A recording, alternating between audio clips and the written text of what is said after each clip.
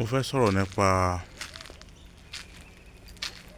Alhaji Wasiu Ayinde àti Bisola Badmus tí ó gbé ọmọ fún wọn, Malik. Àkọ́kọ́, ẹ̀yin obìnrin tí ẹ máa ń fẹ́ àwọn celebrity yẹn tó jẹ́ pé bí nǹkan bá ti wá ṣẹlẹ̀ ẹ sáré gba social media wá, ibẹ̀ lẹ́ ti wá sọ̀rọ̀ family ayé yín bẹ́ẹ̀. Ẹ ti gbàgbé wípé àgàgà ẹ̀yin tí ọmọ bá ti pa yín papọ̀, ẹ ti gbàgbé wípé ọmọ ti wà láàrin yín, bá lọ àbọ̀ máa ń bọ̀, dandan sáà ní kẹ́ parí ìjà.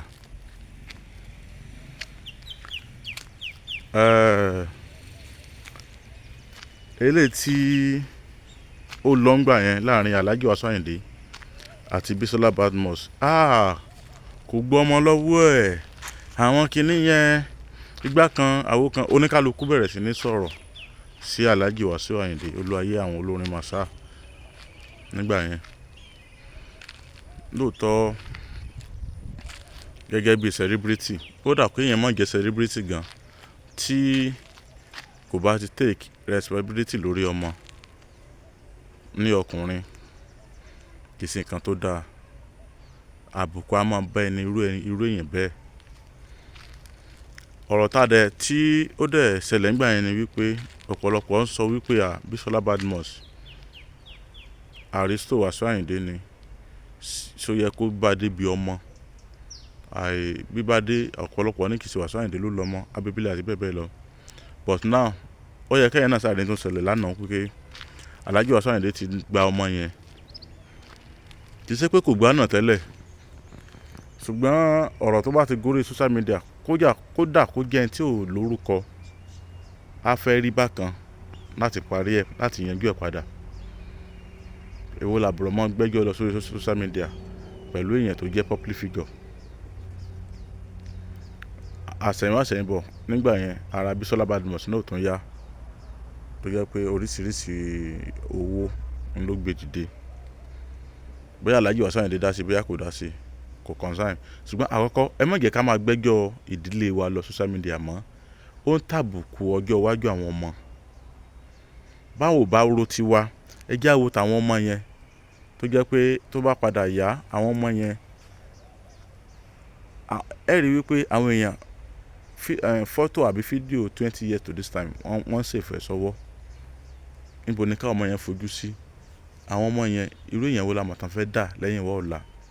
Wasiu Ayinde àti Bisola Badmus, nǹkan pa wọ́n pọ̀ lóòótọ́, wọ́n bímọ, ṣùgbọ́n nísìnyí Wasiu Ayinde ti accept ọmọ yẹn. Káyọ̀ pé bóyá ó jọ tàbí kò jọ kúrò, ó ti accept ẹ pé ọmọ òun ni. Ẹ̀yin tí ẹ wá dá Wasiu Ayinde lẹ́bi ńgbà yẹn, níbo lẹ fẹ́ fojú sí? Kéle náà dẹ̀ máa jẹ́kọ̀ọ́ fún àwọn tó jẹ́ celebrity, yálà olórin tàbí òṣèré tíátà. Ẹ má jẹ́, ẹ rí pé gbogbo àyẹn Wasiu Ayinde sọ̀rọ̀, ẹ má jẹ́ ká máa fèsì sí gbogbo tó bá ti ń ṣẹlẹ̀ láàrin ọkọ àti ìyàwó.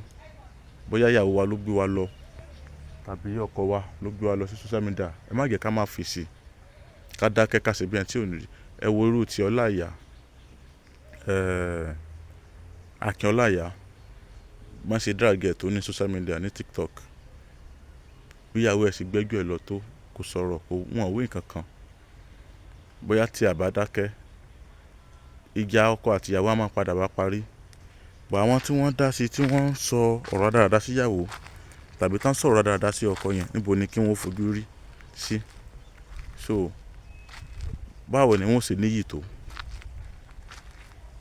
Alhaji Wasiu Ayinde ti gba ọmọ ẹ̀ padà lọ́wọ́ Bisola Badmus láti máa take care. Bóyá wọ́n take care tẹ́lẹ̀ gan àmọ́, bóyá wọn ò kàn pariwo síta ní àmọ́. Ṣùgbọ́n ẹ̀kọ́ tẹ́mi kàn fẹ́ kọ́ ni wípé ẹ já máa wò wípé ìjà ló dé lórí dòwe. Ariwo òní ó lè di ẹ̀rín lọ́la, ẹkún òní lè di ẹ̀rín lọ́la. So ká má ti rí ọ̀tá wa bí ọ̀tá, ó ṣe é ṣe kó di ọ̀rẹ́ padà.